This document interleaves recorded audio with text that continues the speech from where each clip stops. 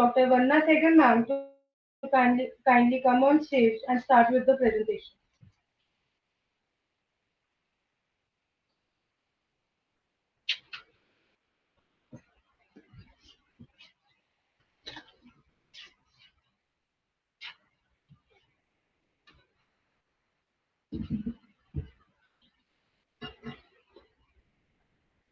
Good morning.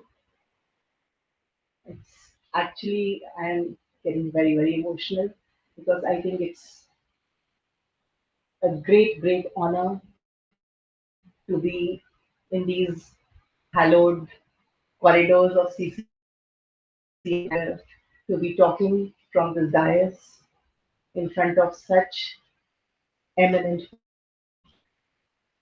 Bhatti sir was our principal when I was here, and we have so many eminent alumni. It's such a beautiful cross section today. It really makes me humble to be here today. I hope I am able to say one little bit about city and, of course, how I have navigated learning from here and as a person, how I have grown with this base and how where I stand today. I do not profess to know more than anybody who's sitting here because I think CCA is kind of a mecca for Corbusier, kind of learning about Corbusier. Um, I remember we used to have one whole semester in theory of architecture on Corbusier, just Corbusier and Chandigarh, and it really shaped us. And as I was just talking in the morning with Sangeeta, that we have such a great legacy, and CCA is taking this forward, and I'm really, really a very proud alumni of this institute. So I think I'll start with my that I was practically here in the city, was part of the city, I've grown in Chandigarh and have walked in spaces where the geometry of the master met the rhythm of my life. The glitter may be bewildering to many, but was very to me even as a small child. The bridges lie of the facades of the houses and the monumental buildings were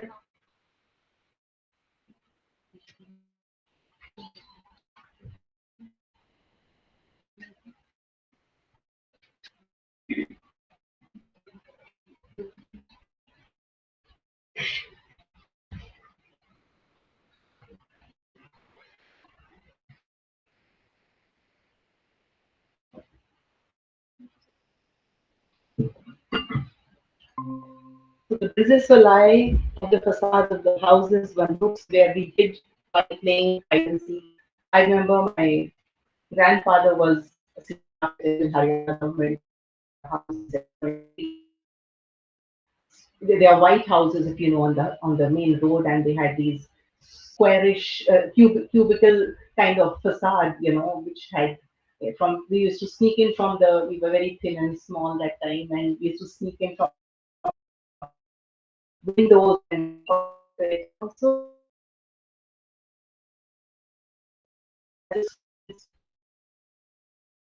because growing up in Chandigarh,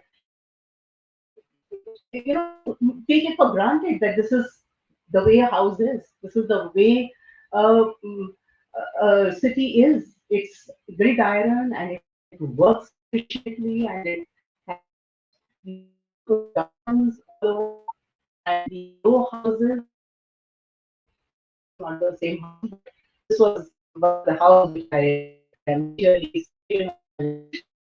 And you take for granted square windows, the kind of the terrace, it's just how houses work. So there was nothing else in the kind of built environment other than Corbusier as I grew up, where it's, as we know, it's a city of which are beautiful gardens, both public and in homes. There was this was my idea of the city, where festivals like those celebrated huge for me, like that time I used to say that it was the most festival thing in the kitchen, and it was a great festival at that moment. And we had these regular villas or the shared hanging grounds or spaces which were meant for that. So when I grew up, and luckily started studying architecture in CCA, my reverence for the city grew because as an architect, you start seeing it from another lens.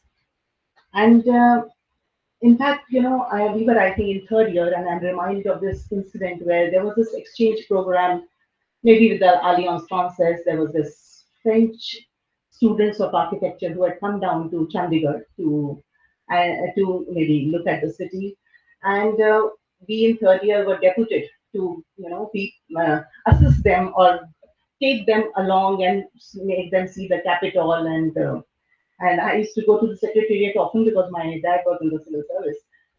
So the secretariat was nothing, exceptional for me. It was like the corridors where it was slightly dark inside, but as you go in the room, it was beautifully sunlit. And then there were this lovely balcony which I used to often go out. But it was an office for me, nothing great. And then we went to the top floor, which I used to also go. It was very badly maintained at that moment. And so we also went on the rooftop of the secretariat. And there was this professor who had come from Lyon or wherever in Paris, near Paris. And he stood under the parasol, and I was standing next to him. And he just looked beyond from that parasol to the shivaliks, and he just said, "Now I can die in peace." And I was like shocked that what is this like? How is it so great that this man who has come all the way from there and just standing from this secretariat roof, now he's so satisfied from life. So that is when I think it was very impressionable age, and I started actually reading on my own on Corbusier, and we had, as I said, a semester on Corbusier, and that is when so many finer points came to me, and the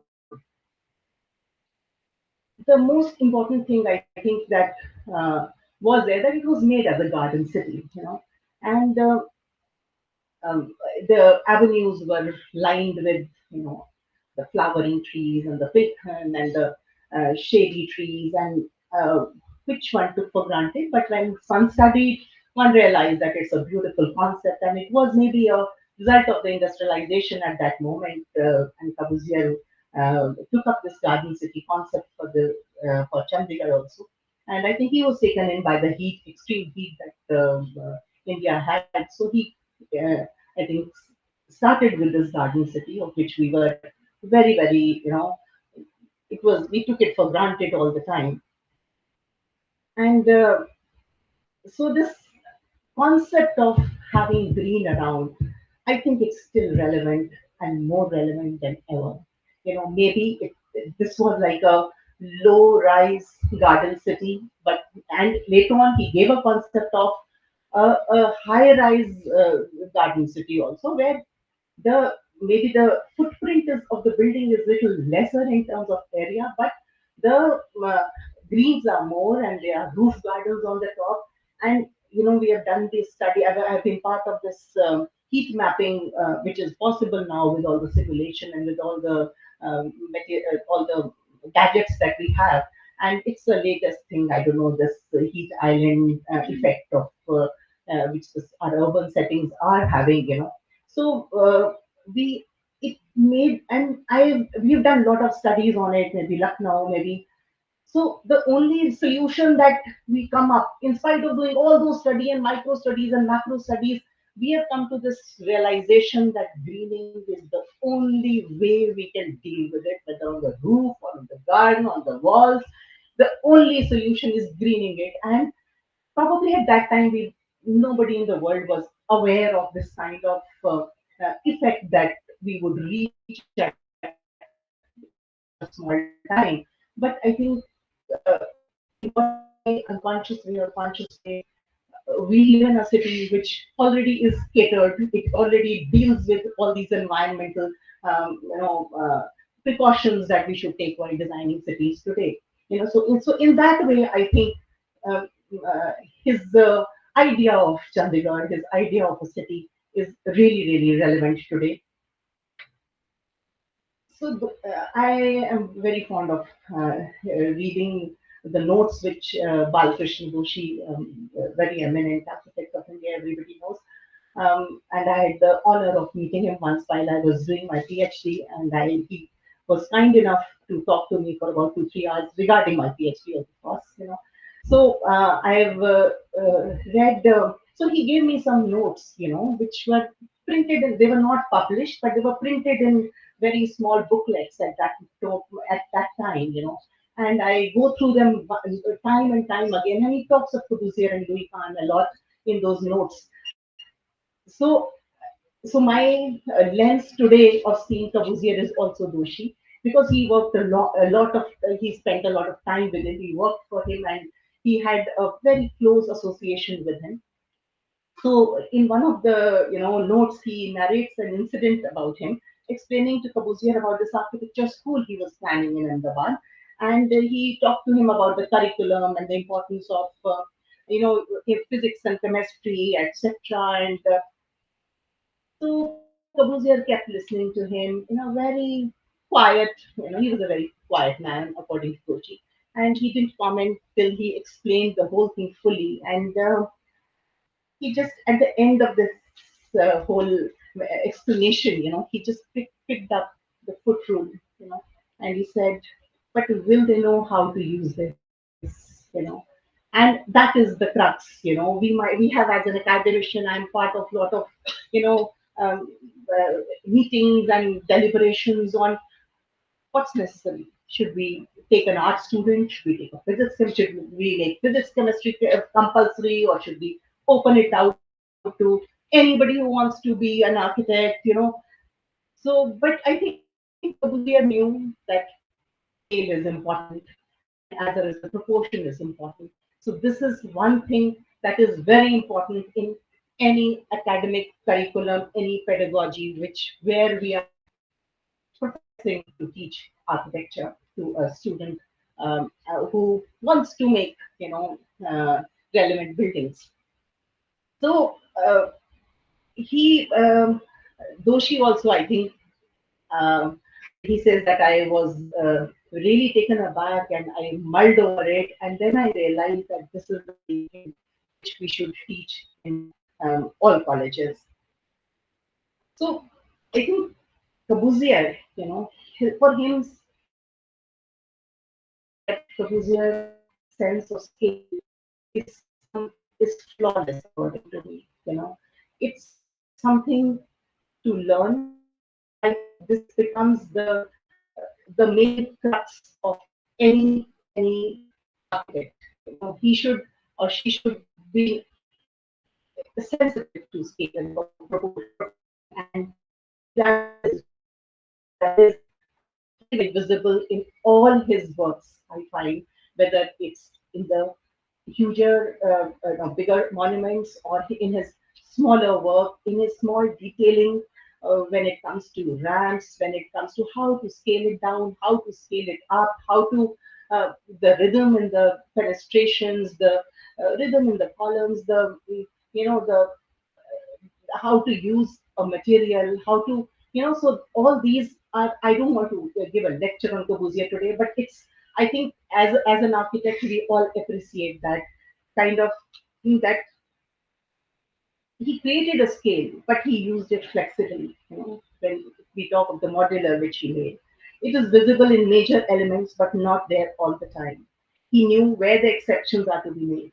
He developed it by observing and measuring historical buildings and found that in every culture, certain dimensions were constant and certain proportions good.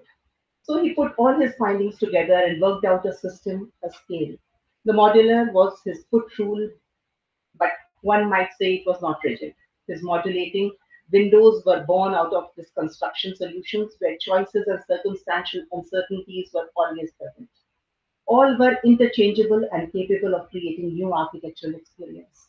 This act of his is very close to the way classical Indian musicians spontaneously improvise their ragas within the overall structure.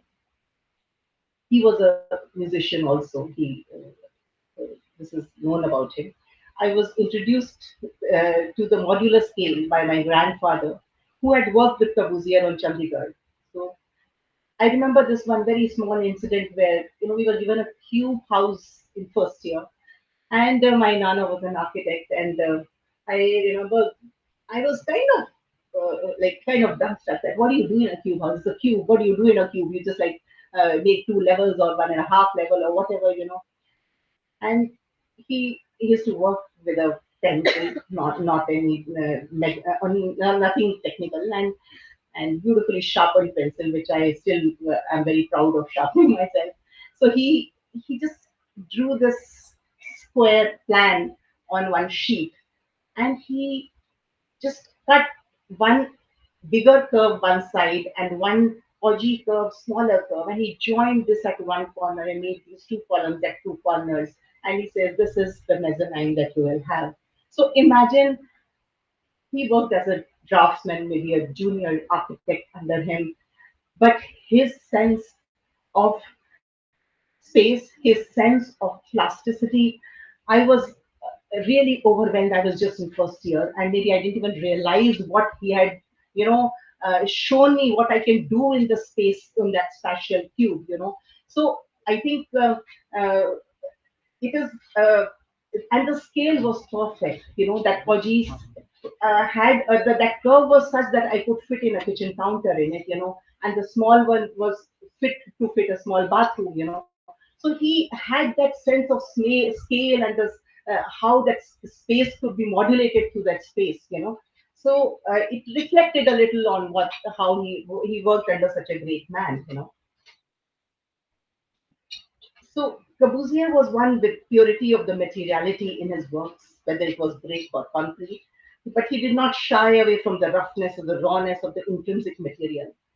He was the first in India to use concrete and exploit its plastic nature.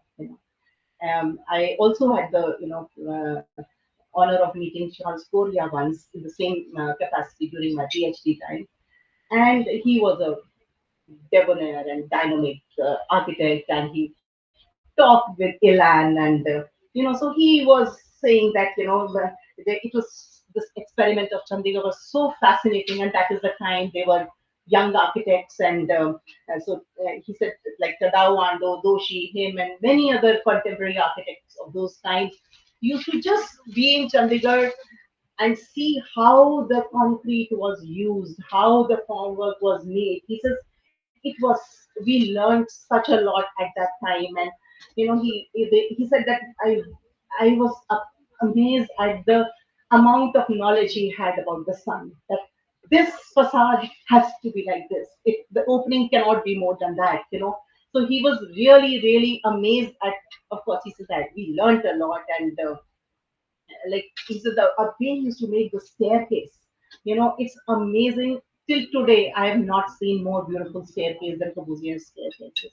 Whether it's the curvilinear, whether it's a dog leg, whether there is so much clean. There were clean lines in his detailing. Which I think young architects today should think it's the most relevant thing to ever think of. So when Corbusier came to India, I think he must have felt the relentless sun for the first time. So he mastered the path of the sun in the tropics. He designed the Brise Soleil, and they became part of the facade of all the buildings in Chandigarh. It's evident from the Tower of Shadows that in an era where there was no simulation software, he has created a model that mastered the sun breakers. So the idea is that as architects, it's important to know the climatic context and work around it. Though Through his command on the sun angles and his sensitivity to creating architecture that combines comfort with design idiom, Corbusier shows the path for today's architects.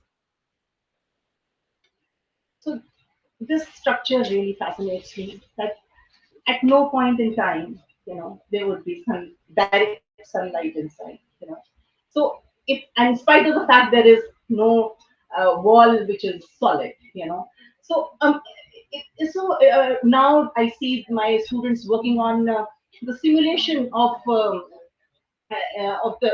shadow, or how much light will this room get, and I am amazed, that we also were taught that उसका छज्जा कितना बनाना है, किस तरफ से angle डालना है, अगर एंगल वाला किस पे डालना है Louvre. We were taught, and if we had a like live experiment in Chandigarh with the louvers. I think I was very lucky that the concept of sun was very, very, hands-on with us, which I see we are losing in spite of 100 simulations. The understanding is very less. So the idea is to get to the basics. If you don't know the basics, the simulation leads you nowhere. And that is what I think um, Corbusier had this basics, the clarity of the basics, and the depth with which he knew about the basics is really, really important. The Ronshan Chapel at Notre Dame, which I'm very, very fond of, and I'm amazed at what he has done. So he totally contradicted himself in many ways. His own tenets, he kind of backed them. And Corbusier, he and climax or anticlimax of we can see the master stroke in breaking open the solid, broad south wall as act of distortion in the slits, holes, perforations that express a mystic quality of life, where the ratios of lengths and heights and the positions of accents were not only based on mere sensibility but precise geometry, but yet they were intuitive, they were very, very primitive in their thought process. So I think in this he went back again to the basics of maybe his own philosophy, his own soul, and he designed this function. So Corbusier was also a great, I think, I don't know about great, but he was an artist in his own right. This is La Tourette, some of the works which was done before, of course. The way he's got the light inside, see there.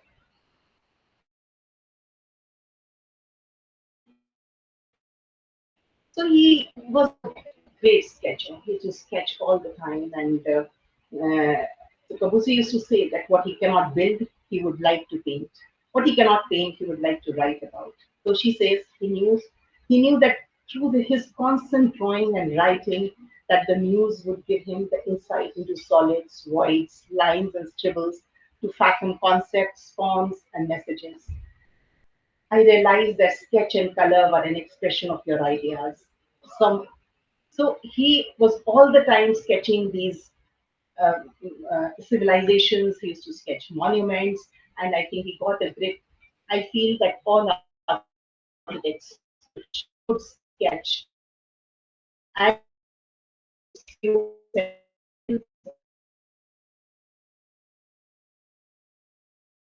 and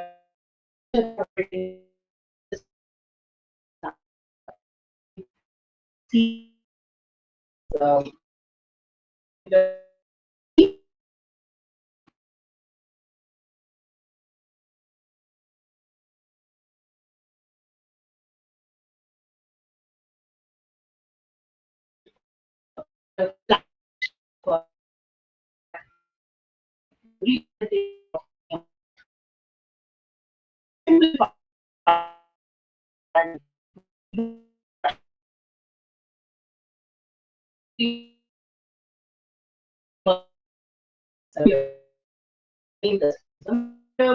um,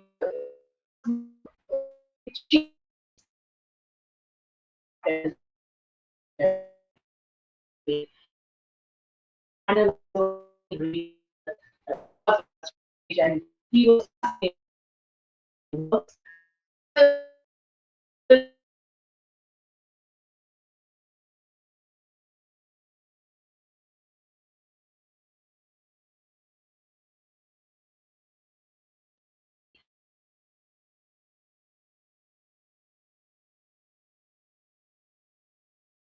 the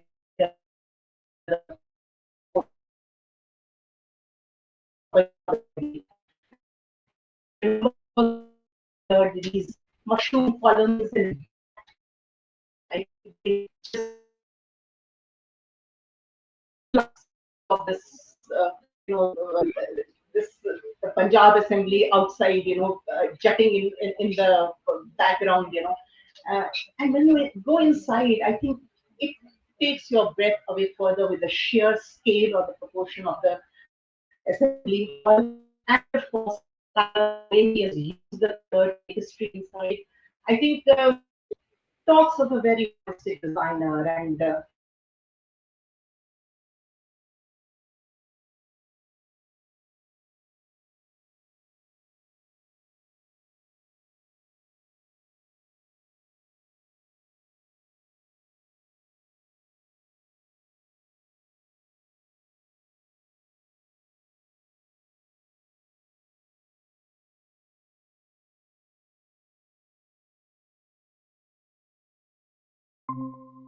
artists, I like to art. I would like to say that they kind of had a kind of a layer in my mind while growing up, that architecture can have a lot of color also, And later on, I read Barragan, I heard about Barragan and saw his works, and I realized that yes, art is a very, very important medium, and color is a very important medium in architecture, and which I think we sometimes forget as architects. So I feel that because I think a normal human being relates to colors the most beautiful and a basic way. So I think architects should kind of learn from there and dabble a little into art themselves also. I feel that is very, very important and a big takeaway. The I think in this door of the assembly, there is lot of motifs that it was his way of learning about the culture. However much he learned, I don't think he, India is very difficult to understand. So whatever he understood, he put it in way of motifs like a bull or or maybe the, the rivers, or it was his way of thinking about what India was to him. So, as an architect myself, my preoccupation is spaces and perspective. I trained to perceive the potency and impact of the open and the bounded, the enclosure and the unenclosed, the infinite and the limited, and the excitement of experiencing them sequentially or simultaneously. These spaces not only are physical manifestations, but also acquire the life, texture, smell, and feelings of the inhabitants. These paintings, which I have done, which I would want to share them with you, are reflection of spaces that are etched as deep structures in my mind and embedded with their soul. This is a kind of a sketch I did for Lucknow for some articles. But these are a few of the spaces that I, see. And now I'm based in Lucknow, and I travel in UP quite a lot, and travel all over India also a lot. So I am most overawed by the even the spaces which I see off and on. The spaces of the temple corridors of the, this is I think from Bodh Gaya or a Madurai temple once I visited. So I kind of try and do, my impressions of that space. And it helps me grow, it helps me understand the space more, it helps me relate to that space more. Some of the acrylics are maybe just impressions of what I think, what I saw somewhere along the road, and some of the works on Lucknow which I did, the the Asaki Imambara there, and some of them are very abstract. I feel as an architect, there are many spaces you want to make, you want to build, but it's not always practical. You cannot build all that you think of. So I think art is a great way of understanding them, or resolving them in your mind. And so um, uh, these paintings help me grow in my own way, and add a layer of uh, maybe a mysticism, and they come back to me again and again. So I feel that there are many architects who have built great buildings, and Corbusier was obviously one of them. But what I admire about Corbusier is that he synthesized all that he thought was the way to build into tangible tenets of architecture. He philosophized them. He philosophized them for us who do not understand the fineness of building like he did. So I think be it his 5 points of architecture or the modular. I remember Professor Aditya Prakash, writing a lecture on modular in this very room, in this very room, I remember. And he said, if one uses the modular made by Corbusier, that's a scale that he built to build, he or she might not make great architecture, but it will be proportional. It will be, it will not go wrong, and that has stayed with me. That everybody, lot many people have built very beautiful buildings, but to synthesize all that into some rules for people to follow, is the most amazing thing about Corbusier. That as an academician now I realize that it is so tough to one to build is okay, great, but to synthesize them into that this is the right thing or the appropriate thing to go ahead and do. It requires some courage. It requires some in-depth knowledge about that and in some in-depth research about it. So I think that is what one should take away from Corbusier, to see what he was saying. He built buildings which are diametrically opposite to each other, but then in between, what was he saying that he has written down very, very clearly? And I think that every architect should read, and how he has synthesized the whole of it. So I now want to, as I go ahead in life, I was situated in UP, and I went around and saw a lot of cities, and Varanasi was one of them. So ma'am just asked me in the morning that, what is your take? How relevant is Corbusier? It's such a tough topic and so controversial. I can imagine that. So it took me a whole night to think, what will I say? Because this is, I don't attribute it to anybody, but this is my own truth. This is based on Corbusier's teachings, Corbusier's readings, Corbusier's sitting, Corbusier's, so I didn't know anything else. I didn't know anything else. Graduated in architecture, I didn't know anything else. But during the course of my life, Varanasi happened, and many other cities later on. And so this city, which is made of land, fire, and earth, you know, it grew on me, and I did a lot of my research on it also. I did a lot of, I used to go almost every month, and I measured, drew a lot of stuff there, and it became an obsession with me. And coming from Chandigarh, it was, I would say, a culture shock. So organized. Chandigarh is so organized, so well thought of, as a best human mind could think of. And then I come to this city, not designed, which grew. The city grew, and so it made me think that what a city in India should be like. It made me rethink. I would say it made me little rethink about what a city in India should be like. So, so I would, then I embarked on my PhD, which was, as she already said, was infinite in architecture, which was very, very prosaic and very theoretical. And so I was trying to find that how a philosophy of a of a nation or a philosophy of a culture, can it define architects? Can it define the work of architects later on? So while pursuing this, I came across this beautiful concept of the cosmogram in Indian philosophy that represents the cosmos or the universe in its totality on Earth. So this cosmogram is basically the visualization of the whole universe in the form of a mandala, which is a diagram or a chart that is mostly square, that is further divided into 9, 16, or maybe 64 squares that represent various parts of the cosmos. But sometimes it can be round in shape or triangle, all depending on various functions, site modalities, time, and ritual.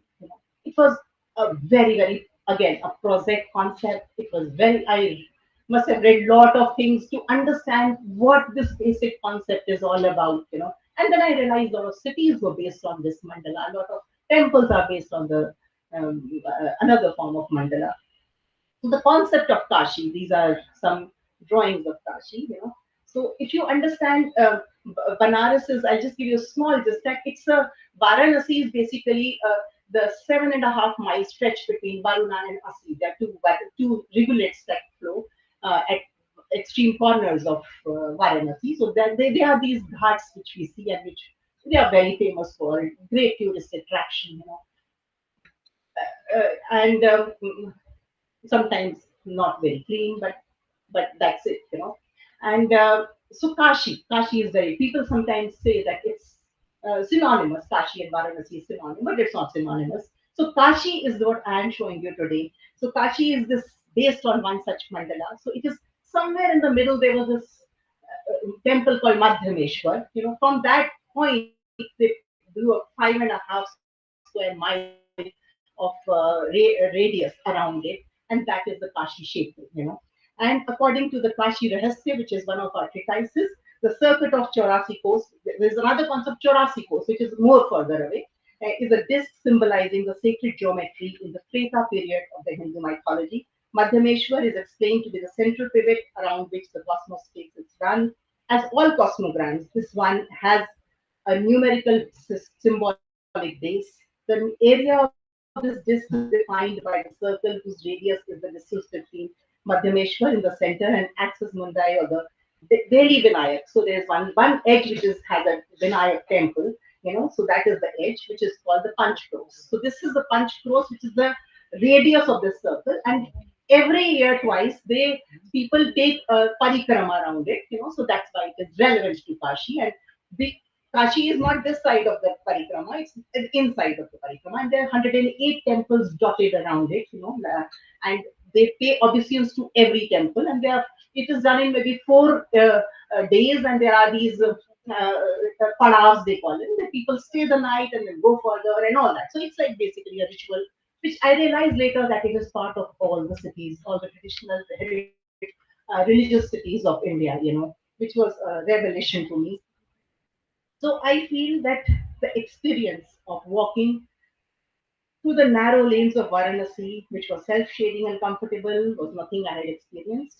It was a little cluttered, but through it all, I could see the detailed craftsmanship of the jutting balconies, a glimpse of a temple here and there in the entrance court of the houses. Suddenly, the wall along the path becomes a niche, and there were idols adorned with vermilion, red, and gold clothes with offerings that stirred something within my soul.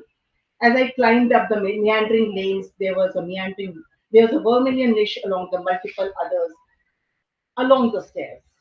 Small and big shivlings were entrenched along the steps. It seemed that they were a symbol of that earth. Once I was back on the ghat, I saw human-sized shivlings right where so many children were deep diving. Yeah. The beauty of it was that, we all believe in this cyclic world, and the beauty is that when Gangaji's temples, they are made very architecturally. It takes in the highs and the lows of the Ganga in flood time and the lower time. It's reachable even in the lowest of and it's reachable in the Ganga is just on the first step during the monsoons or even more. So it's like, so whatever we see on that in summer months, the temples and the shivlings or whatever we are seeing on the ghats, they get submerged during the during the monsoon time, and as the season rolls, they emerge again as a testimony of time. In our traditional cities, there is a layer of intangible which is portrayed in a way Indian communities live in groups, muhallas, overlapping functional spaces like courtyards, the way the outdoor and indoor is used. This is one aspect I feel is missing in Chandigarh.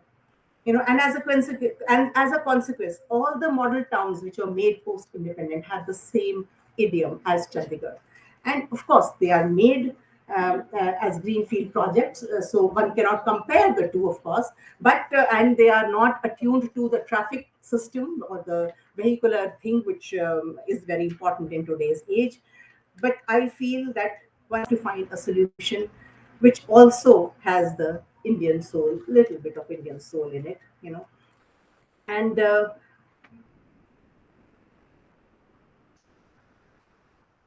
so, with this layer of mythology and cultural philosophy, a new genre has emerged in my paintings that retains the mystical quality of the saga and yet illumines the episode, the ambience, and the times of the story. Needless to say, my works exhibit my preoccupation with spaces, whether physical or metaphysical. These spaces are in between the sacred and the profane, the clamor and the silence, the light and the dark, and are the prime receptacle for life and reality and of mind. So these are some of the paintings that I did for my father, who wrote the Ramayana again. And but this had a layer of mythology in it. And so, as an architect, the spaces don't change, but there is a layer. It means something a little beyond the spatial parameters. So this is when maybe Ram Sita came back. It's one of those. And this is when they were going in the forest. And this is the, maybe the shivling that Ram made during the, and the Vanar Sena, you know, there's the Sita in the Panchvati, and maybe this thing on the Lanka. So I made these paintings that go in the book, which was published by Rupa. This is they're coming back. This is the way Sita and Ram went away. This is I did a series on Krishna and his women. I feel Krishna is talked about with relevance to the women in his life, and someone Radha, one is this is the ras, the another concept of the ras. So, one should imbibe his, definitely when we come back to Corbusier, one should imbibe his spirit with his, which is expressed in proportions, modulations of space, creation of rhythms and sensibilities of tonalities, and of course, detailing. In one of his writings, Corbusier says architecture is forms, volumes, colors, acoustics, music, light, and shadow are the loudspeakers of his architecture of truth. Perhaps it was here in India that he saw greater values in counterpoints and apparent paradoxes, spiritual meanings, and deeper essences of life. His ultimate statement in Chandigarh of the open hand has been act personification of the same and has symbolic quietude. You know, I would like to end with a poem written by Corbusier that Doshi has quoted, and according to him, he defines Corbusier as an acrobat. An acrobat is no puppet. This is written by Corbusier, of course. An acrobat is no puppet. He devotes his life to activities in which, in perpetual danger of death, he performs extraordinary movements of infinite difficulty. With disciplined exactitude and precision, free to break his crust. Nobody asks him to do this. Nobody owes him any thanks. He lives in an extraordinary world of the acrobat. Result, most certainly, he does things which others cannot. Thank you.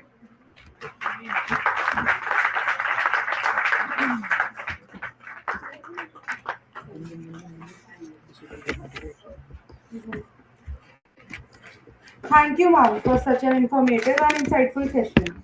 I am sure each one of us have learned a lot through your lecture and are excited to explore various aspects from the knowledge gained. The house is open for questions. Ma'am, ma'am, you may have a seat.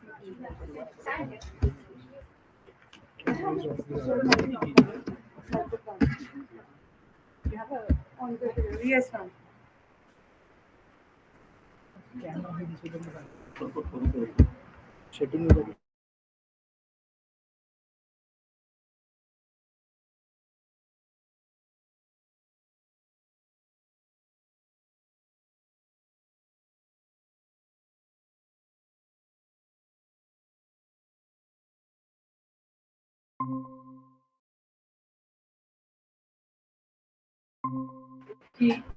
Kashi Varanasi.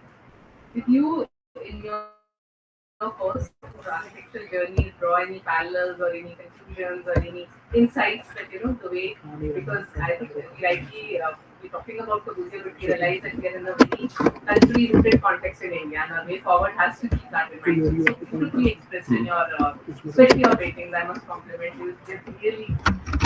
They're very, sort of mystical, like you said, but show some uniqueness in them.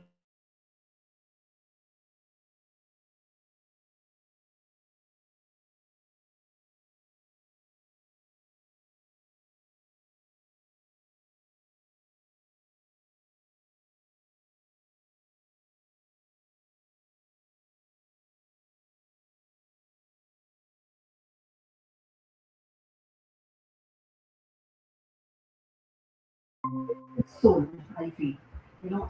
When he did Notre Dame, I think he was more close to the mystical. Maybe he was here also, but I think to make a city is something more practical. So I think maybe I really feel today also in greenfield projects, it's very difficult. People still don't get that softness of an Indian city, which I feel if one really tried, one can get something, a compromise between the practical systems. But yes, light, I feel some spaces, light is very, very different in the traditional housing, especially in the gullies. There'll be a very dark area which you're going, and then suddenly there'll be this shaft of light which comes through. While walking, you don't expect that kind of changes. But Corbusier, I would say, was a very, very sensitive. He has managed to get a lot of beautiful lights in a lot of projects in our even the, as I said, the assembly, no, yeah, assembly, the Punjab assembly, especially not the Haryana one, that has that quality. So one gets a feel, but I think because um, I feel that it is something to very cultural. It is very difficult to explain, but it's very cultural. The way you look at space and light together. For example, a Garbhagriha, in a temple, I have yet to see that kind of vibration and that non-light, anywhere in any space, and still that space can evoke, that much. So it's very difficult to explain, but of course, I revere Corbusier when it came to his control over, how he got in light. But I think that you would probably have to be born an Indian. So it's very. I feel it's very, very deep structure. I really believe in deep structures. So when I think Indian architect makes I feel Doshi when he makes his the way he got light in Sangat. It's a little different. It's a little. I don't know how to explain that in a finer language. But I can feel that. Yes, definitely. Yes. So, Vandana, what an amazing presentation. Spellbound. Actually, I never sat through a presentation. So beautiful, so beautiful. You're taking us to Corbusier's architecture and then suddenly into Varanasi and your beautiful mystical paintings. I think an architect always has to be a mystical connect, Sona. Otherwise, you just cannot be creative. So just, while I was seeing your presentation, the parallel is definitely there. Corbusier also understood the role of sunlight, and similarly, our traditional cities, I think they also understood the role of sunlight. So that's why the narrow gullies and the sun spaces. So I think there is a parallel, definitely. You have to understand light and shadow when you're. So thank you. It was a beautiful presentation. It's wonderful to have these discussions, but I think we have our students now for these questions.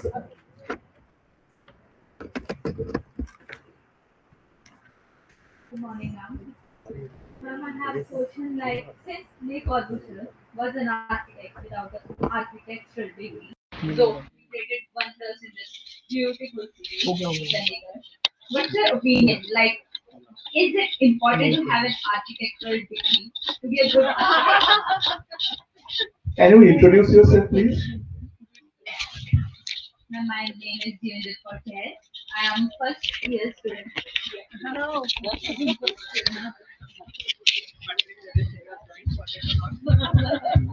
So चल रहा है I 2 minute think लगेंगे उसको there are a lot of uh, views about it as an academician. I think uh, we are doing a great job, But there's a book called Architecture Without Architects. It's about the vernacular architecture that we find all over the world, which is done intuitively, commonsensically, using the local materials and getting the right light and right cultural milieu. And, so we have amazing examples and soul stirring. They really touch you, just so earthy. And so that is one aspect.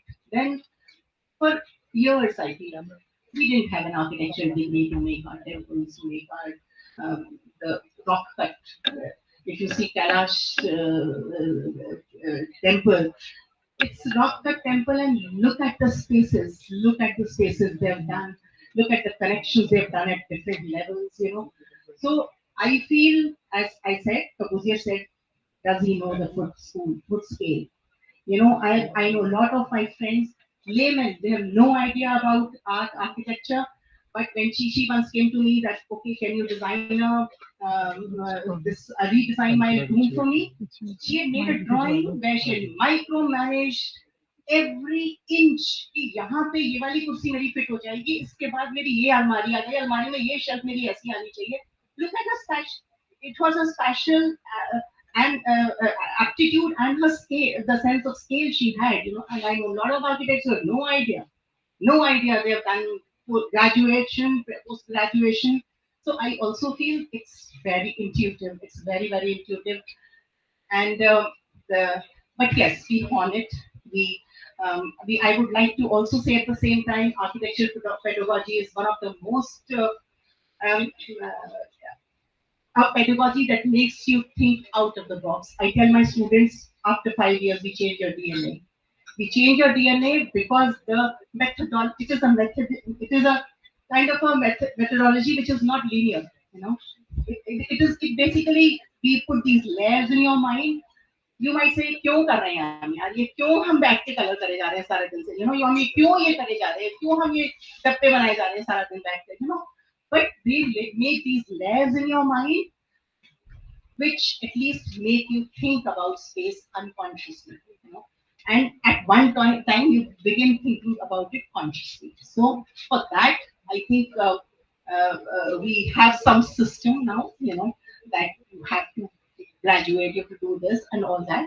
But having said that, intuitive sense is, and I think your observation sense, the sense to invite whatever you see, to see the plus point, see the design element in, वो ढाबे वाला वो चलाता है अपनी वो चूल्हा लगाता है, उसमें बड़ा छोटा सा पंखा लगा रखा है, मैंने क्यों लगाता है? So I think an architect after coming out is good enough to do a lot of things because his thinking, the way you deal with life changes. So I proudly like to say that we prepare students after 5 years who are dealing with life and problem solving in a very, very creative way. I think we have a next question from our guest, Ritu ma'am.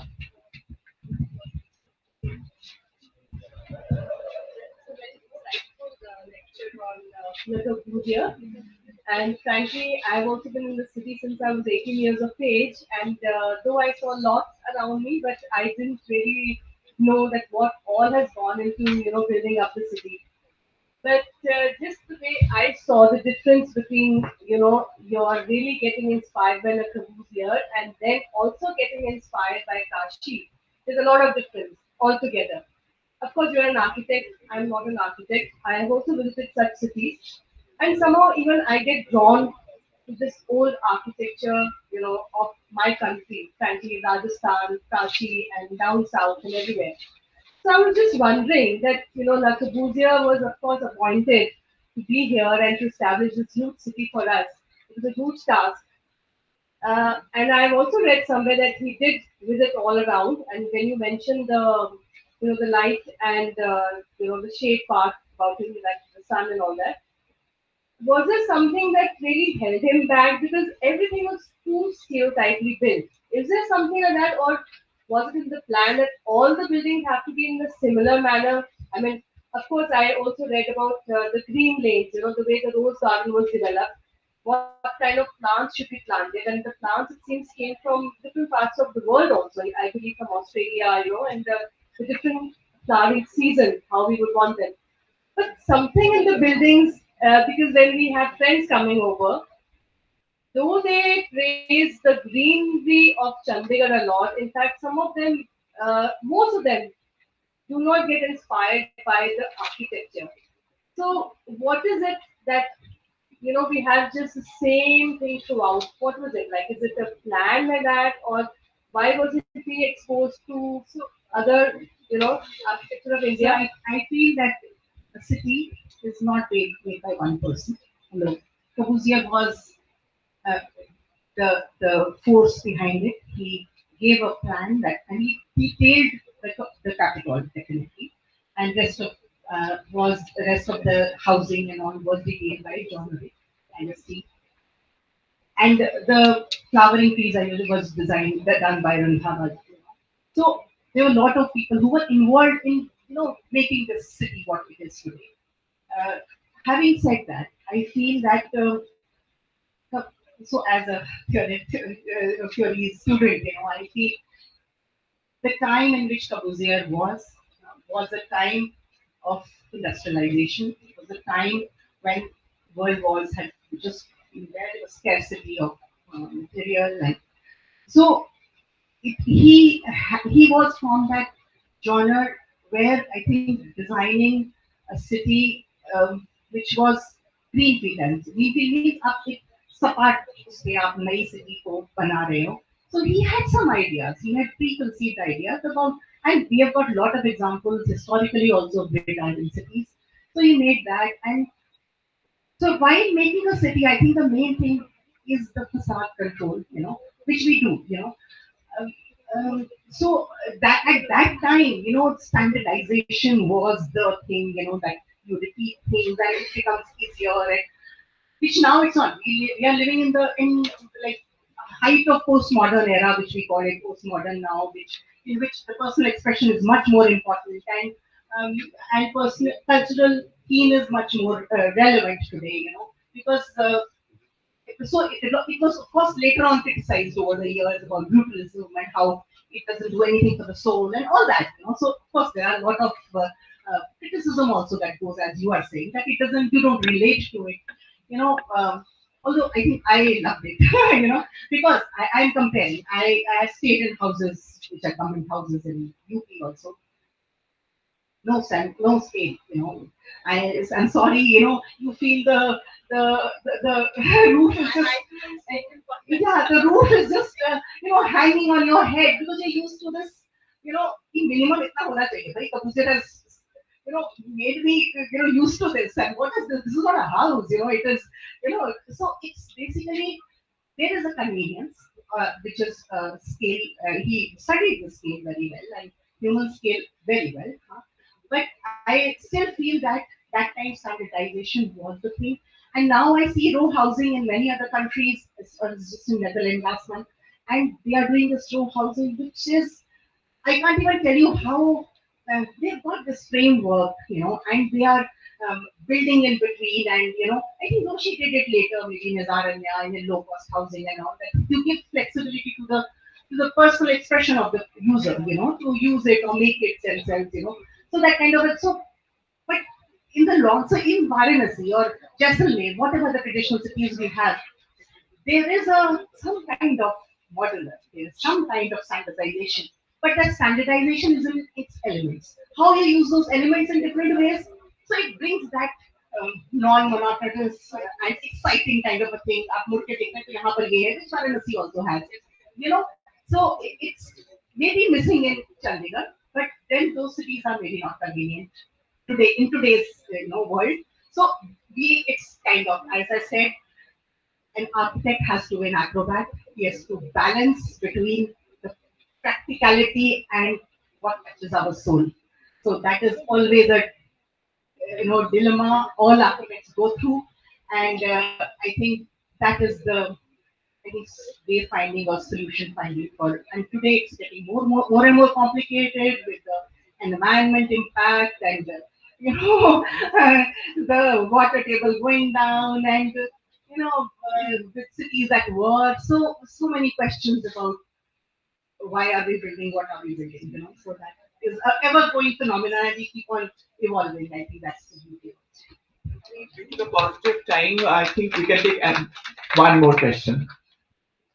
Oh, you have already asked. I think someone else. Anyone? No, please from the students. Please. Okay. From our students. Okay. One more. Vipin, you can have a discussion with ma'am in break period. Ma'am, my name is Anta Bhawan. I am from second year. My question is, what are the enduring strengths of Le Corbusier's design approach? So I think his the materiality. I think I enjoy the way he uses material in the true form and doesn't mask it.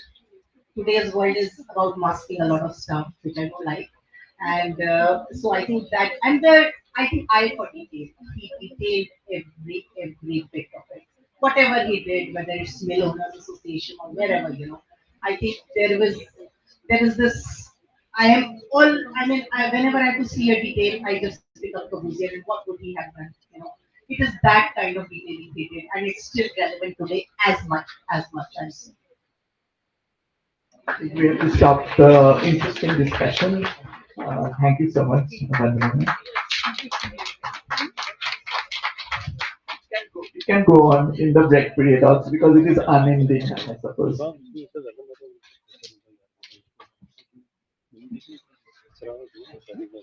Now, moving forward with the celebration of Le Corbusier Week, various workshops and seminars were conducted throughout the week, such as the Corb workshop conducted by architect Raghav Kumar under the supervision of Dr. Gaurav Gangwar, Mr. Vijay Kumar, and Ms. Shilpa Sood. Clay and pottery workshop by Sri Tulsi Ram under the supervision of Mr. Bhim Malhotra, Dr. Gaurav Gangwar, and Ms. Chitrangala.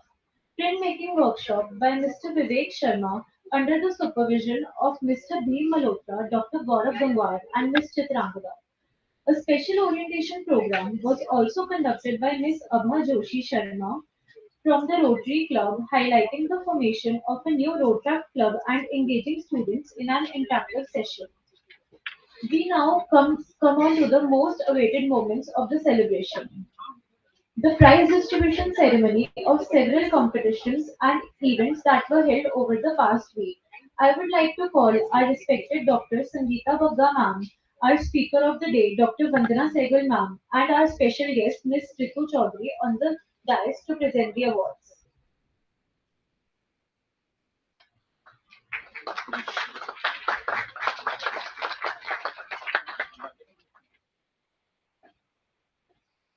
Let's begin with the quiz competition, which was centered around the fascinating journey of Le Corbusier and his works. The participants displayed not only knowledge but also quick thinking and passion for architecture. The first prize goes to Daryl, a second year student. The award consists of a cash voucher of Rs 2000 and a certificate.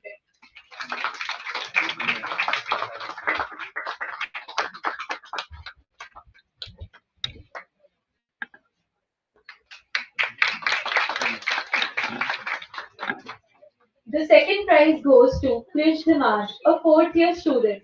The award consists of a cash voucher of Rs 1500 and a certificate.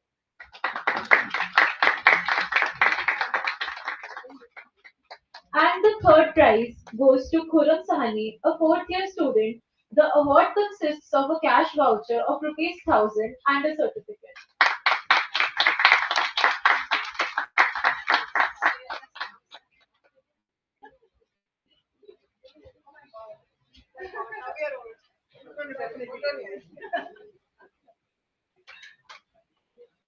Congratulations to all the winners. Your dedication truly reflects the spirit of learning that Le Corbusier himself advocated.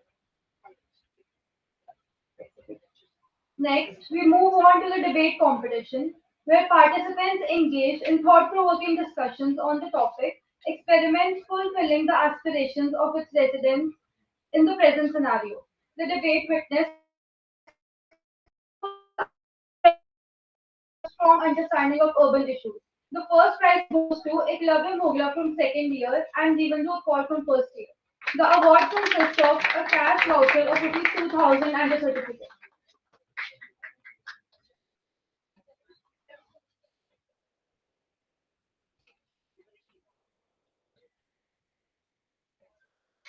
The second prize goes to in cheering by two groups, Cheryl from first year and Faridi from second year, and Khulam Sahani and Gungun Bashish from fourth year.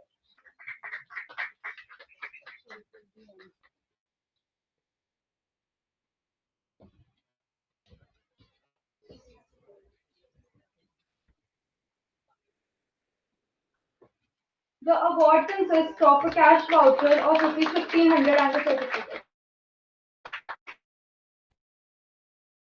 And the third prize goes to Manan from second year and Arabdeep and Yovika from first year. Manan from first year. The award consists of a cash voucher of rupees 1,000 and a certificate.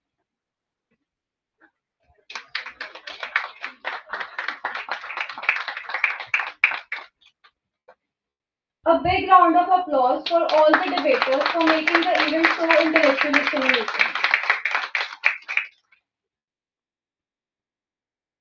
Furthermore, a special mention to the curve workshop conducted by architect Raghav Kumar, an alumnus of CCA from the batch of 2011 to 15, a visionary ecological architect and an inspiring interior designer.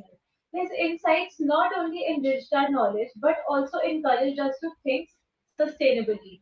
On behalf of students who participated, I would like to call Ansh Kalra and Sneha Goyal from fourth year to collect the certificate of participation.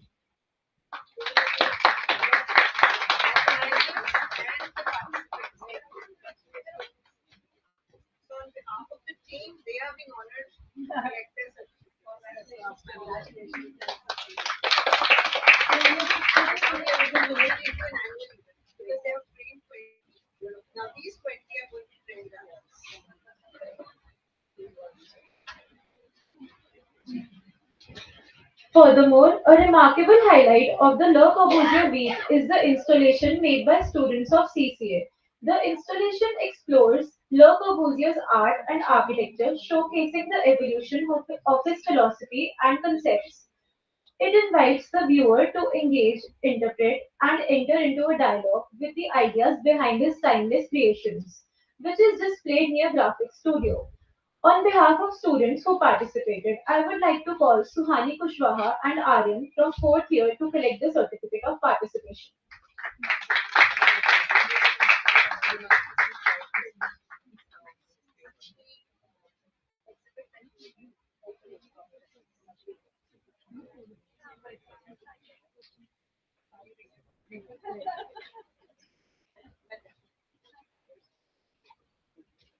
I am delighted to inform that Manika Mahajan, a student of second semester BR program, was honored with a prestigious gold medal at the 20th Asian Roller Skating Championship. She competed in the senior women's roller hockey category, showcasing exceptional skill and determination.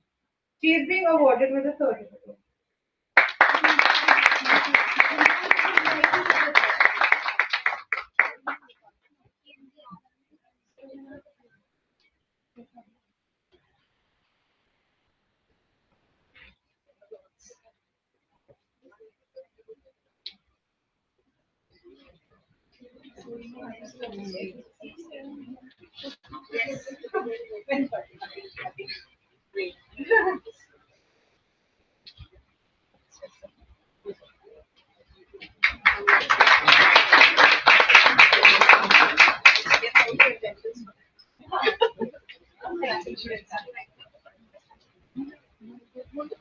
With this, we come to the end of our first part of the function.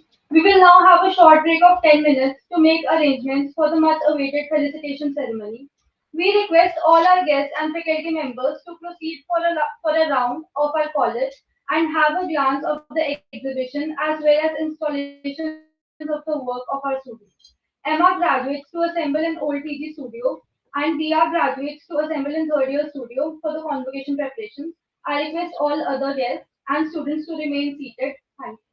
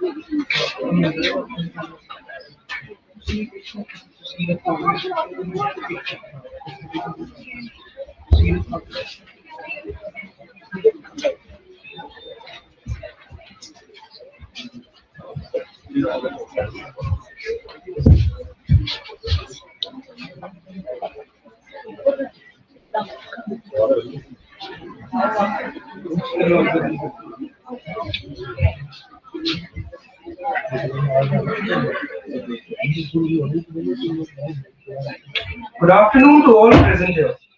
The second half of the Le Corbusier Day consists of the distribution of academic awards and scholarships, along with the felicitation of the Yak and Emma graduates of 2025. We will now start with the academic awards and scholarship distribution ceremony. For that, I would like to call our respected principals, Dr. Sangeeta Vakra, our speaker of the day, Dr. Vandana Sehgal, and our special guest, Mr. Tu Chaudhary, on the dais to present the awards.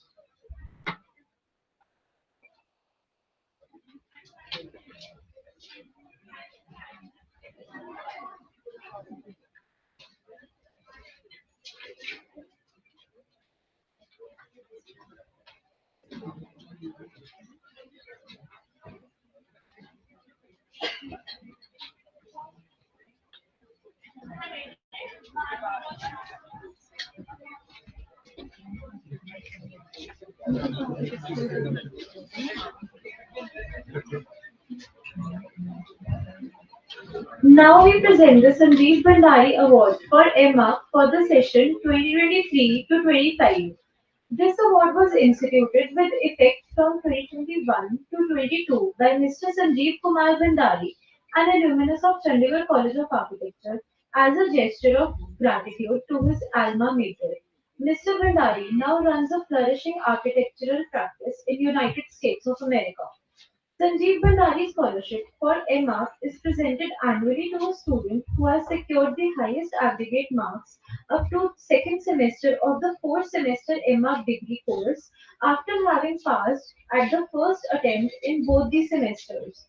An exemplary conduct and regular attendance in the academic and co-curricular activities form the other prerequisites of eligibility for this scholarship. The scholarship carries a cash prize of Rs 5,000, a certificate, and a trophy. The scholarship for Emma is being awarded to Miss Kanika Narwal.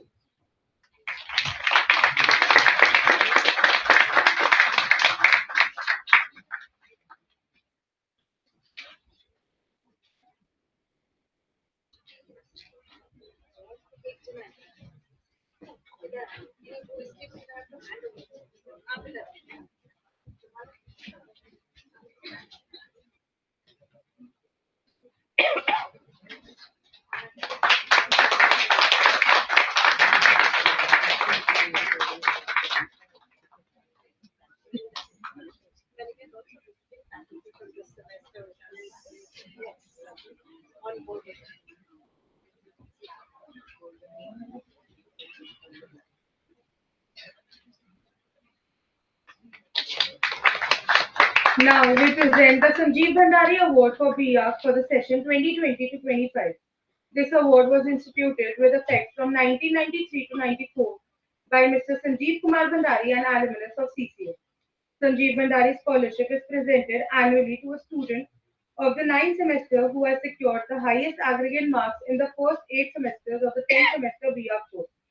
An exemplary conduct and regular attendance in the academic and co-curricular activities form the other prerequisites of eligibility for this scholarship.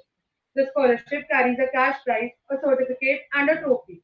The scholarship for B Arc is being awarded to Miss Nandini Gera.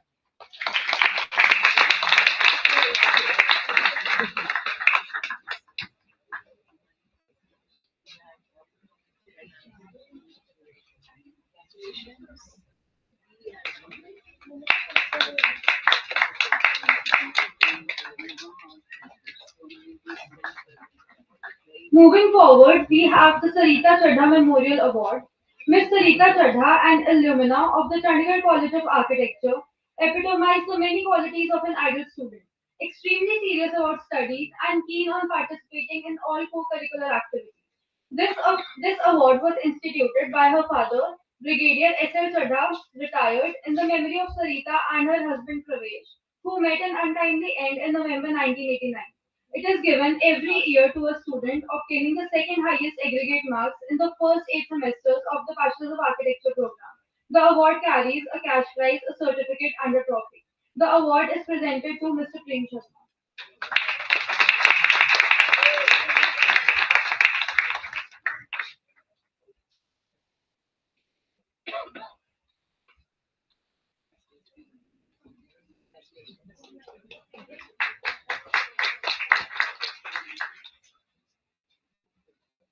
Now we present the H.S. Kohli Memorial Scholarship for the session 2020 to 25. Architect H.S. Kohli Memorial Scholarship was instituted from the academic session 1989 by the family of late architect H.S. Kohli, an alumnus of CCA, who was an eminent practicing architect of Chandigarh with a deep interest in architectural education. This award is conferred to a student of the 7th semester B Arts who has secured the highest aggregate marks in Punjab University examination of the Bachelor's of Building Science, the first stage degree course of B Architecture. The award carries a cash prize, a certificate, and a trophy. The scholarship for the period 2024 to 25 is being awarded to Mr. Maurya Mahajan. As he is in Gurgaon for his training, I request his parents to come on stage and collect the award.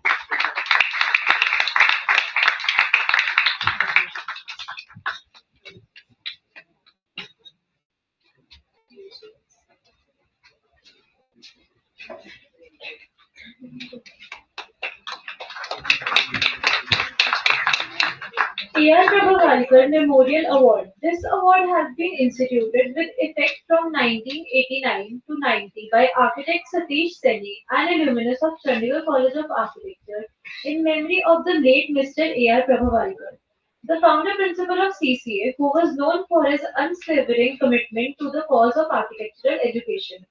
The award is given annually to a student of the fourth semester BR on the basis of the highest total aggregate marks secured in the examinations of the 3 preceding semesters.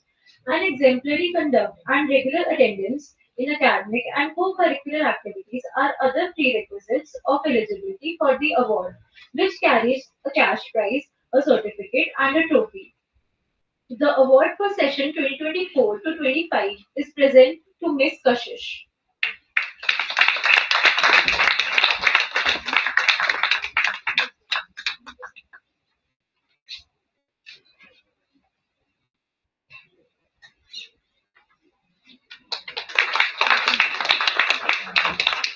Now we present Kailash Sodhi Scholarship for the session 2020 to 2025. Kailash Sodhi Scholarship is being awarded to a thesis student who secured minimum 70% aggregate marks in the 10th semester thesis project on group housing, mass housing, low cost housing, etc. The award carries a cash prize, a certificate, and a trophy. The Kailash Sodhi Scholarship for the session 2020 to 2025 is being presented to Mr. Yatin.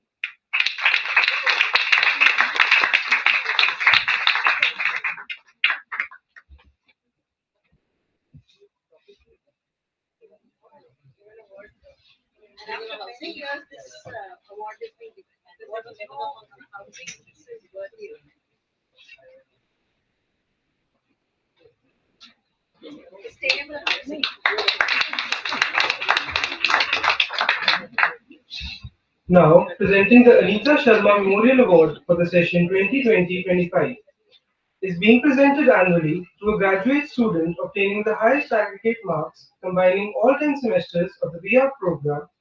This award carries a cash prize, a certificate, and a trophy. Anita Sharma was a meritorious alumna of CCA, and this award is given in her memory by her parents. Anita Sharma Memorial Award for the Best Graduate of 2020-25 batch is being presented to Ms. Nandini Gera.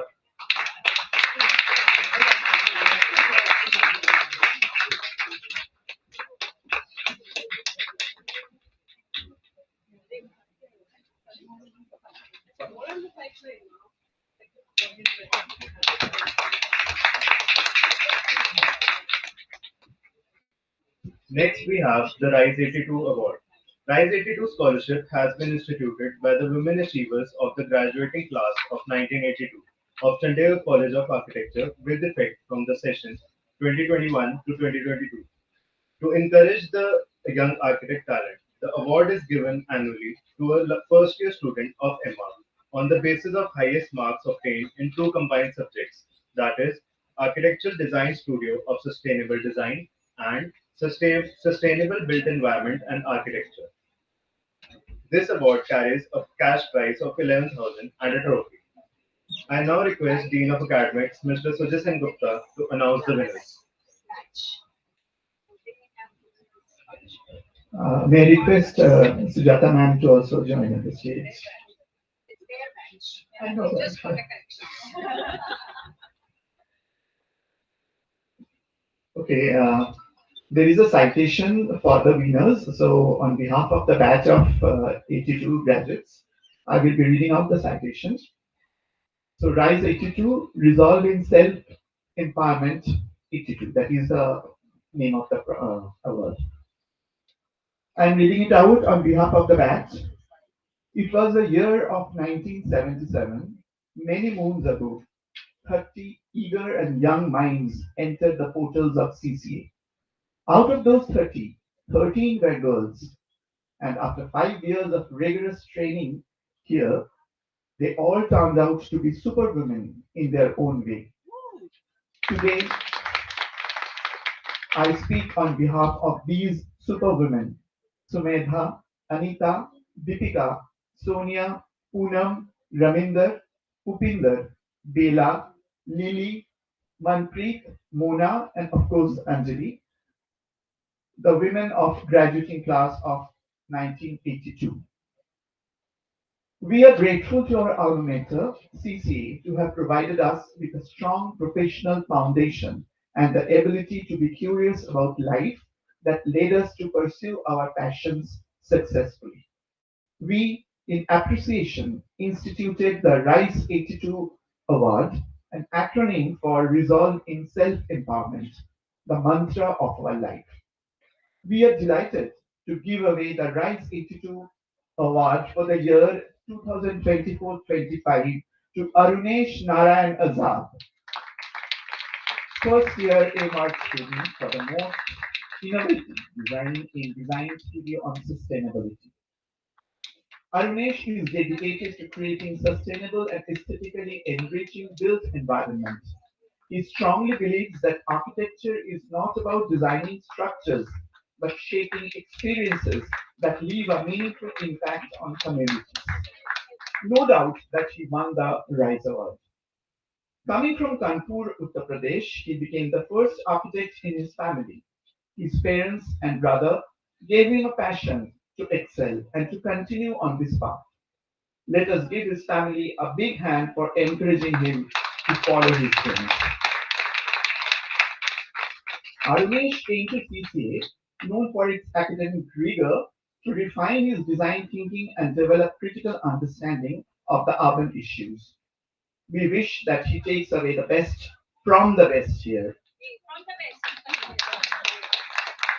Outside architecture, Arunesh travels extensively to enrich his understanding of diverse cultures and build forms. He is an avid photographer that sharpens his sense of composition, light, and details. If he finds time beyond these self growth activities, he always has a book in his hand to dive into the world of imagination. His hero to emulate is B.V. Doshi, and rightly so. Doshi Sahib's philosophy of architecture is an extension of life, resonates well with Arunesh's thought process. We asked Arunesh what is his 5 year plan. He had a winner response. He says, I want to design context sensitive projects addressing pressing urban challenges and more importantly, bridge the gap between practice, research, and education. Well, we wish him the best and hope that he fulfills his passion in architecture as we did. Please join us to conclude and congratulate him today.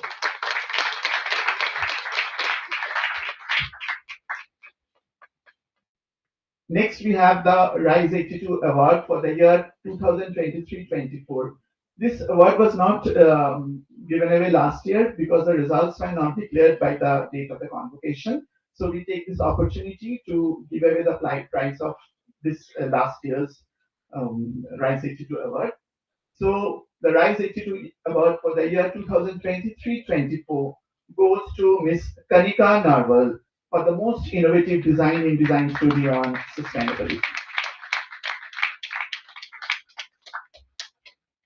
Her citation reads like this. After completing her BArch, she pursued her first master's in environmental planning from SPA Delhi, and after a decade of experience in practice, went on to pursue a second master's in architecture from CCA. She describes her bond with Chandigarh as a past life connection that continues to inspire her work and life. She likes to learn new things by observing everything and everyone around her, be it nature, people, or diverse cultures. As a consultant architect with the German Development Agency, she contributed to climate change awareness learning labs across 5 Indian states. This resulted in her designs being naturally inclined towards sustainability and mirroring her personal life practices. Her parents have given her unwavering support in everything she did, and it continues to illuminate her journey of creative exploration in architecture. A big hand for them. Kanika gets inspired from the best. Charles Korea for his climatic, responsive, and human centered design, Louis Kahn for his monumental contemplative spaces, and from Anna Heringer, who believes architecture is a tool to improve lives through sustainable design. Beyond architecture, Kanika is a national level pistol shooter that inculcates focus, patience, and precision, qualities she brings in her design practice. She loves to trek in mountains, study the diverse hill architectural styles of wooden monasteries of Bhutan, stone fortresses of Ladakh, and vernacular houses of Himachal Pradesh. Her skill to observe and absorb the ways of built environment won her the Rise 82 Award for 2023-24, and we wish her the best in her future endeavors. Please join us to congratulate her today.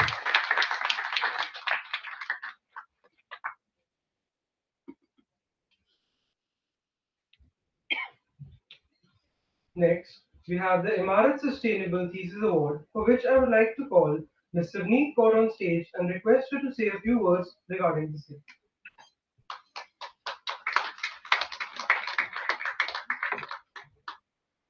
Good afternoon.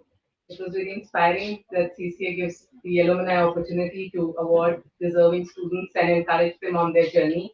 And having been visiting and seeing the work of these students and the pains taken by the faculty and the college and their journey ahead, this award was instituted to encourage these students to pave the way forward for a more sustainable development, which I think we all know now is no longer an optional subject, and it would encourage our next generation of architects to think sensitively, build compassionately.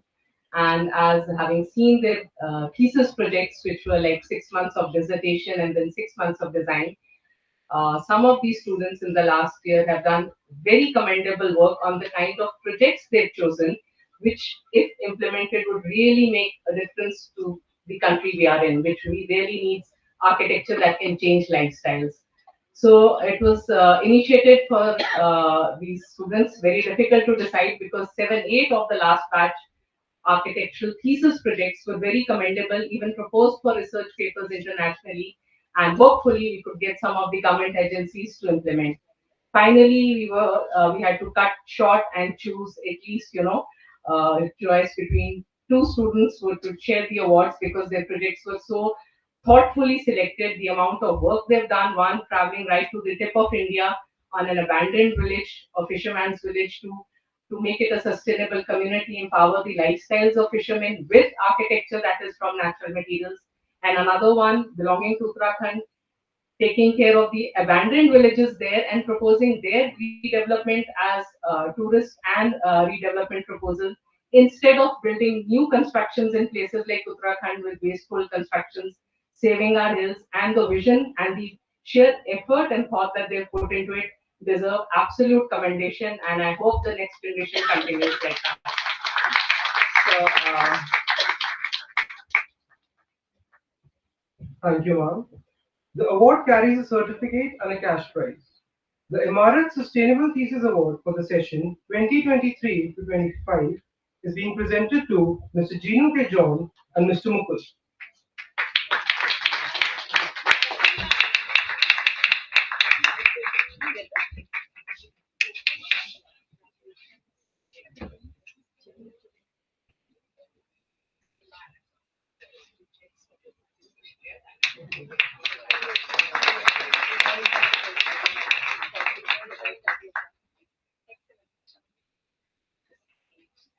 to think and visualize and wish you success in the future. That's right. Right? Now, certainly. Now, back to Kerala. Ms. Kanika is presented with a special commendation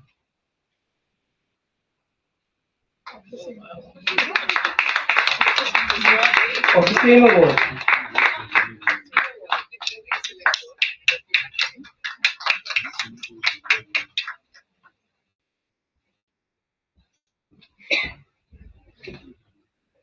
Carrying on, we have the Kia Building Tomorrow Scholarship.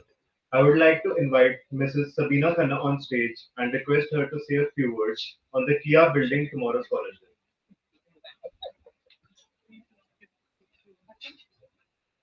Say a few words.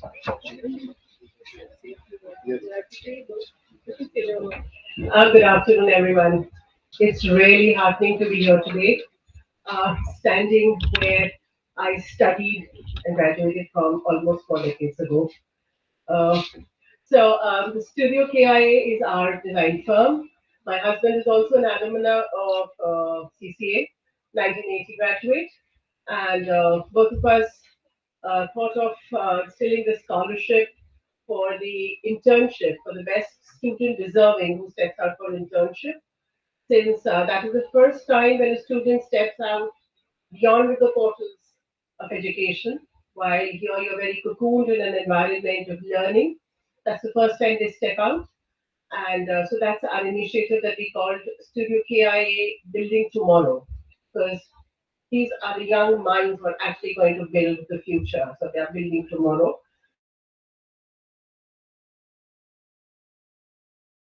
So as part of this initiative,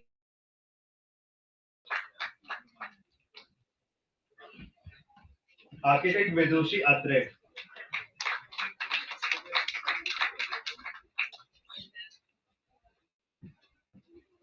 Architect Sukhman Kaur.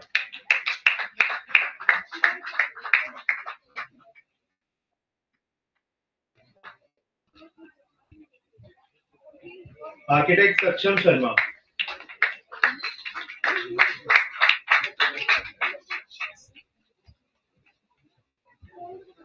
Architect Anuj Gupta.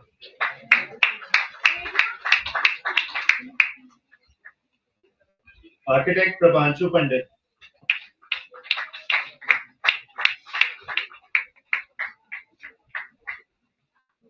Architect Prerna Patwa.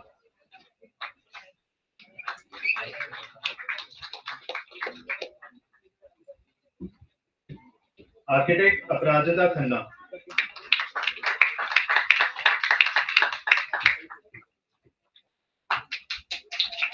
Architect Sajjay Bhatta.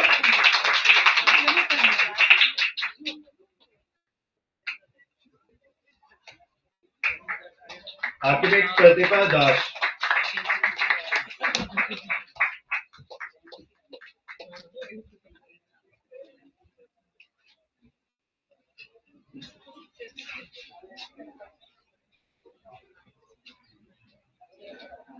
With this, we conclude the felicitation ceremony of MR of the session 2023-25.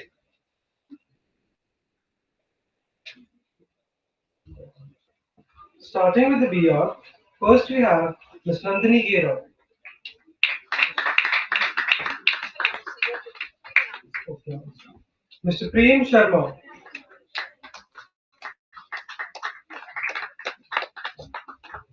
Mr. Manveer Singh Aluwalia.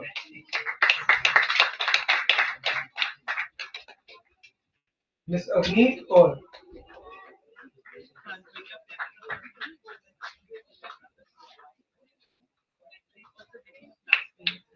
Ms. Parul.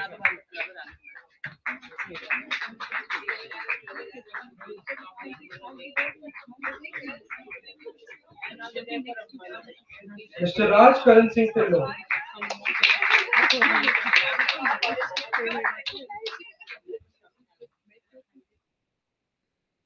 Ms. Pavni Gaba.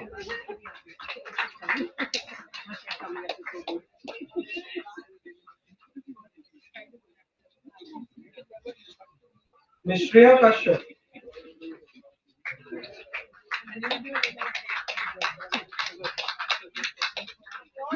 Ms. Lara Mehta.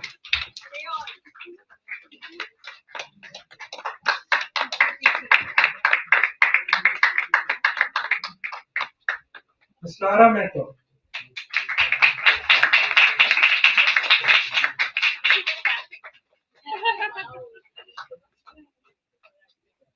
Ms. Kurbani Walia.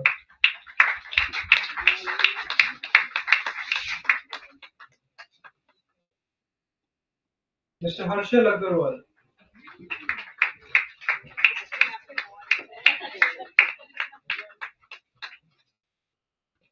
Mr. Ishan Singla.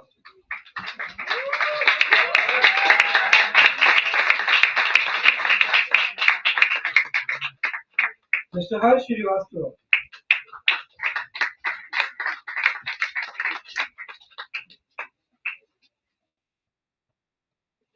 Ms. Akriti Pathak.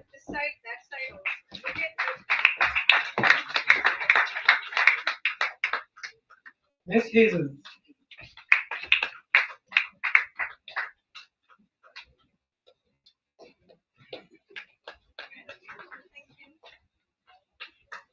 Ms. Anshita Dhiman.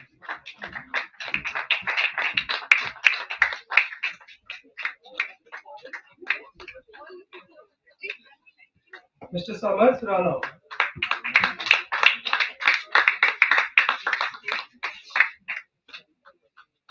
Ms. Sonia Sharma.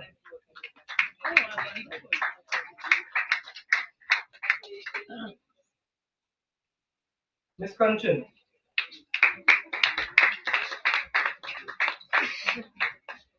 Mr. Rohan Arora,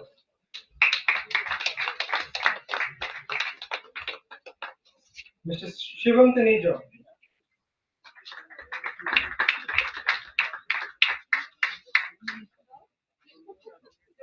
Miss Jasleen Sekho,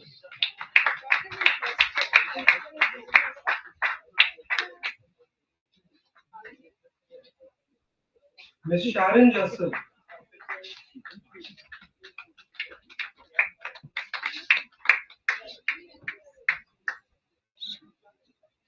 Mr. Yatin,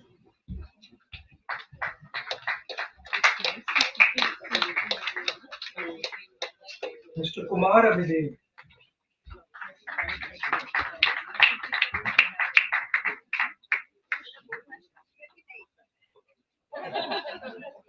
Miss Ant Jodhkar,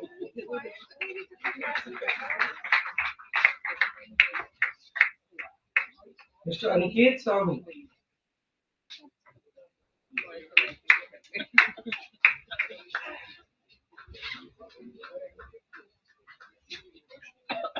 Miss Tanveer Anota,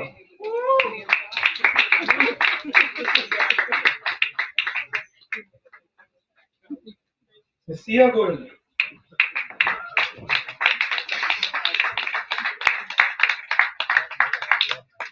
Miss Priya,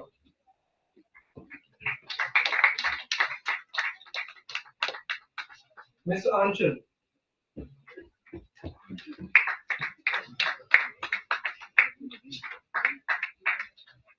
Mr. Naman Kumar,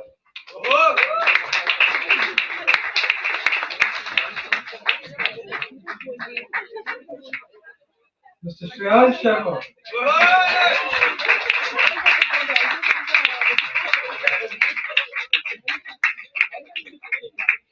Miss Srishti Shukla,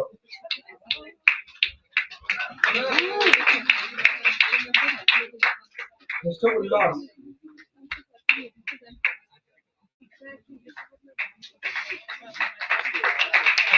Mr. Ujjwal Vazoya,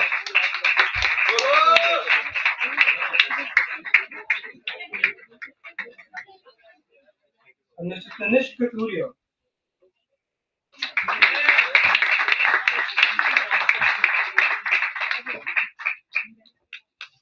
With this, we conclude with the felicitation ceremony of VR for the session 2020 to 25. Now, we start with the distribution of academic awards. First of all, presenting the Le Corbusier Gold Medal for the best all-round performance in the academic and extracurricular activities for the session 2020 to 25. The Le Corbusier Gold Medal was instituted by Chandigarh administration for the best all-rounder of each batch of final year students. A first division with distinction in Bachelor's of Architecture examination, and all the semesters having been passed at the first attempt, an exemplary conduct and regular attendance during the entire period of the academic course, along with the participation in co-curricular activities, are other prerequisites for this award. The award consists of a gold medal, a certificate, and a trophy. The Le Corbusier Gold Medal for the session 2020 to 25 is being presented to Ms. Nandini Gera.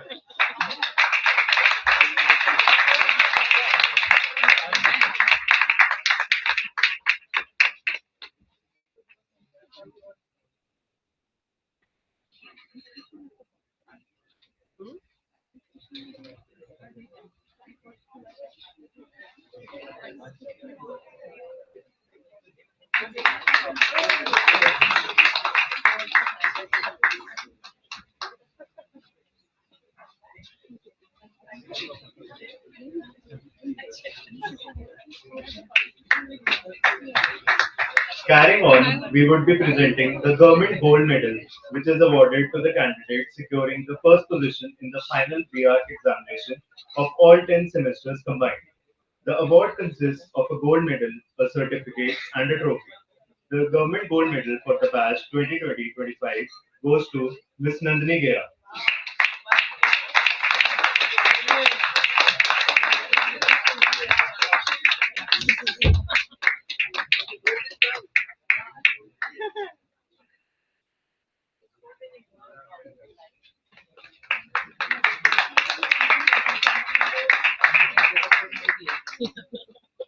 Moving on, we present the Pure Genre Gold Medal. This medal was instituted by the Chandigarh administration with effect in 1985.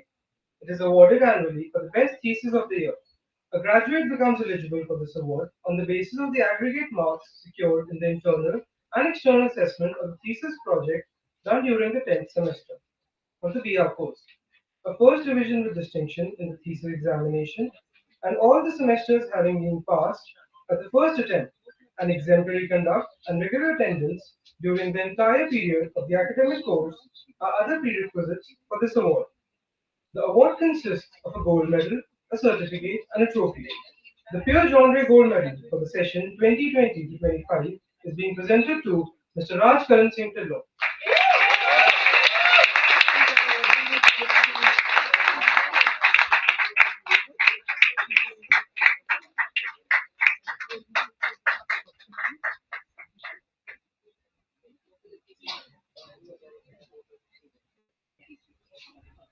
Next, we will be presenting the Government Silver Medal, which is awarded to the candidate securing the second position in the final BARC examination. The award consists of a silver medal, a certificate, and a trophy. The Government Silver Medal for the batch 2020-25 goes to Mr. Prem Sharma.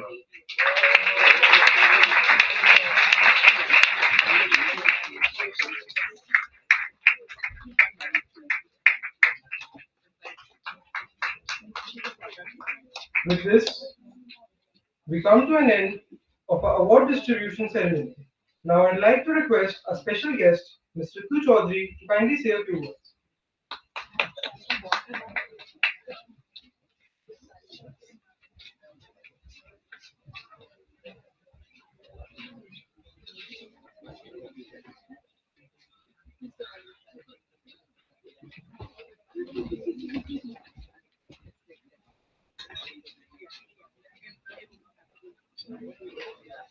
So it's good afternoon now. We got together in the morning, and I must say it's been a very, very beautiful ceremony for me to attend because I'm not an architect. I did not study architecture, so my field is totally different. But it was a real eye opener. I've been living in Chandigarh since I was 18 years of age, and in fact, very close by. I studied in the PGI, but I didn't know so many things about Le Corbusier and all that has gone into the making of Chandigarh. I read few articles, of course, in the newspapers and in maybe some references here and there, but I feel that you all are really, really lucky. I think you all studied architecture in Chandigarh. I'm sure it couldn't have been better.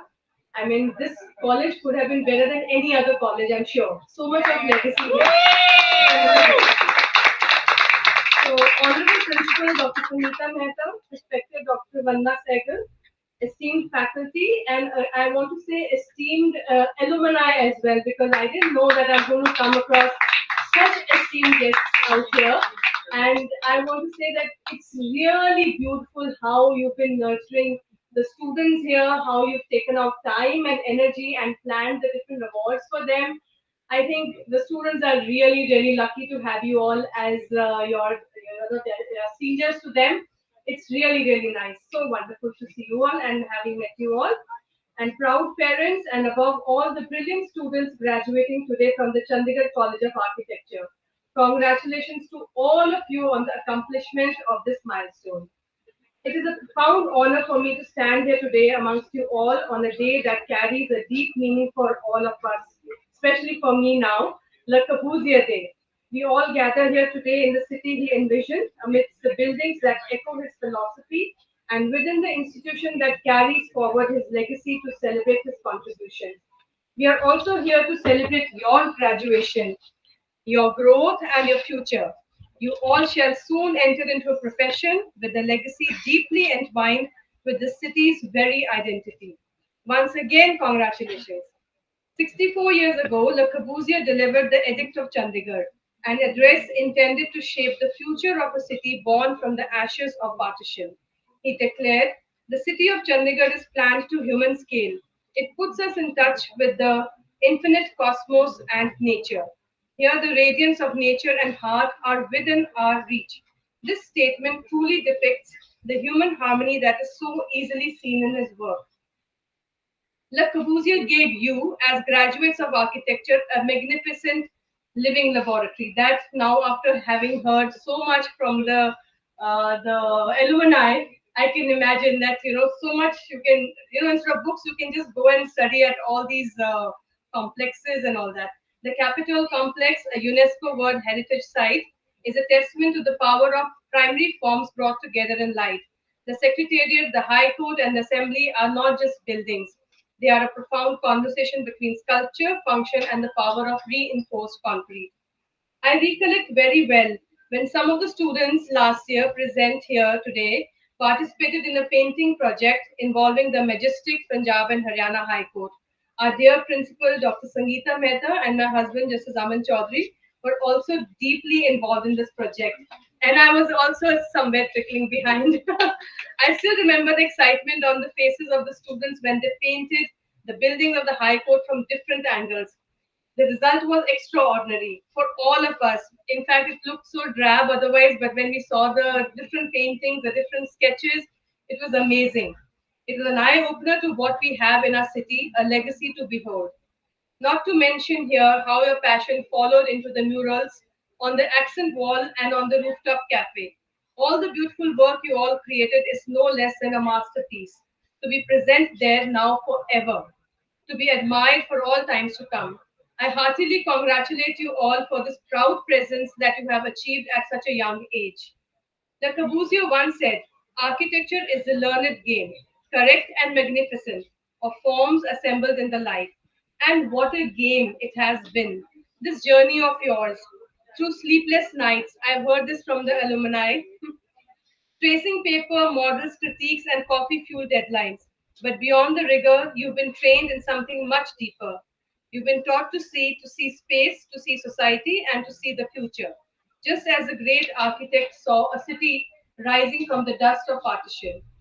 Now you all stand ready to shape your own visions of what our world can become. As students of architecture, you have not merely learned how to draw or build, you have learned how to listen to the whispers of a site, the pulse of a community, and the voice of the land. You have been trained to respect context, to challenge convention, and to remember that every line you draw carries responsibility. It is fitting then that you graduate today, not just as designers, but as storytellers of space, as environmental custodians, and as visionaries. And what better place to begin than here in Chandigarh?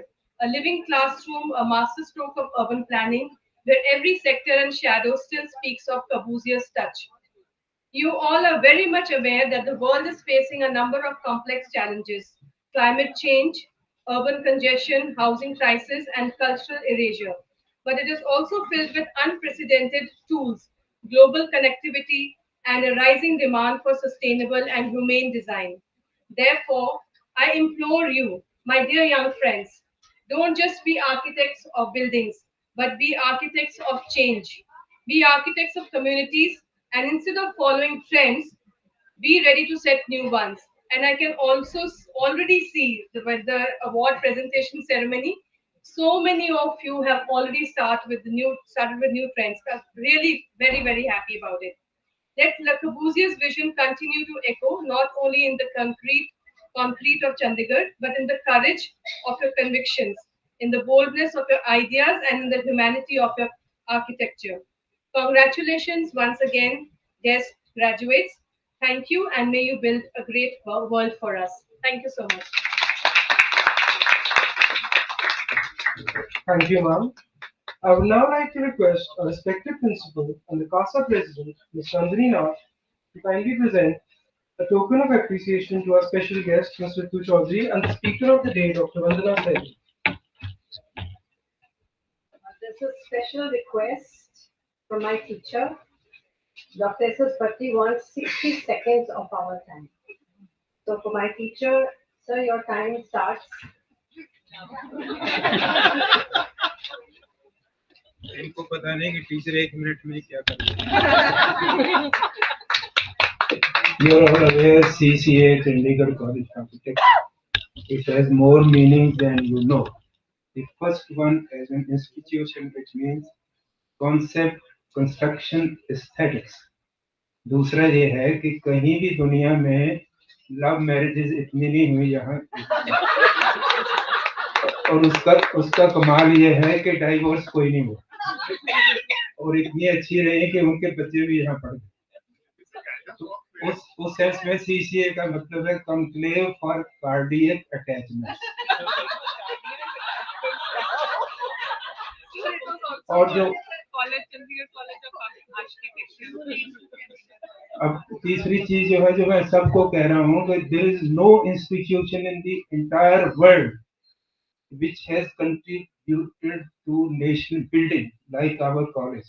मैं statistically सारा बता सकता हूँ, लेकिन इस वक्त आपको ये बताऊंगा क्या किया है। Cumulative country wide architecture, at one point of time 6 chief architects of the CPWD were my students, और बहुत कुछ है। अगर कभी प्रिंसिपल साहिबा टाइम देंगे, अब तो 1 मिनट से कम कर रहा हूँ, फिर बताऊंगा। Thank you very Thank you, sir. I would now like to request our respected Principal Ma'am and the CASA President, Ms. Nandini Nath, to kindly present a token of appreciation to a special guest, Mr. Ritu Chaudhary, and the Speaker of the Day, Dr. Vandana Sehgal.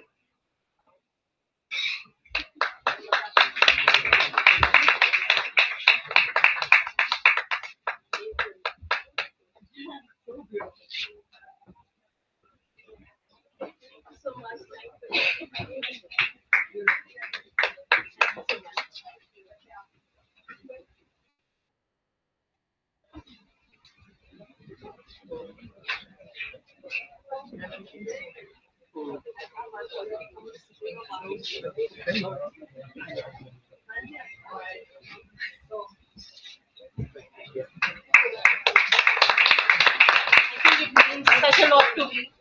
I think I've spent so much, we have all spent so much time on the porch, and so much has happened on the porch. And I think it's special because it's woven by village women, and it's got done by one of our alumni. It really means a special, really means a lot. Beautiful. Thank you. Thank you so much. Thank you so much.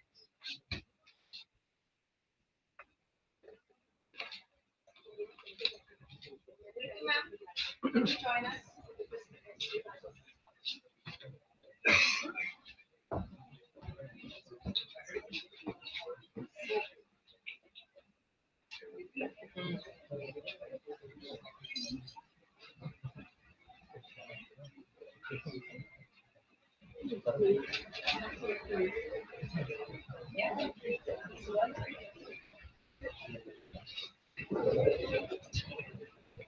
I would now request the CASA President, Ms. Nandini Nath, to kindly come on stage for the vote of thanks.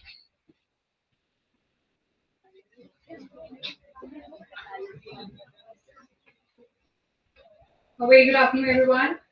I am greatly honored to be invited to deliver the vote of thanks on this momentous occasion. I extend my heartfelt gratitude to our speaker of the day, Dr. Vandana Sehgal ma'am, our special guest, Ms. Ritu Chaudhary ma'am, our principal, Dr. Sangeeta Badda ma'am, alumni, and all the dignitaries for sparing their valuable time to grace us with their presence today and make this event meaningful.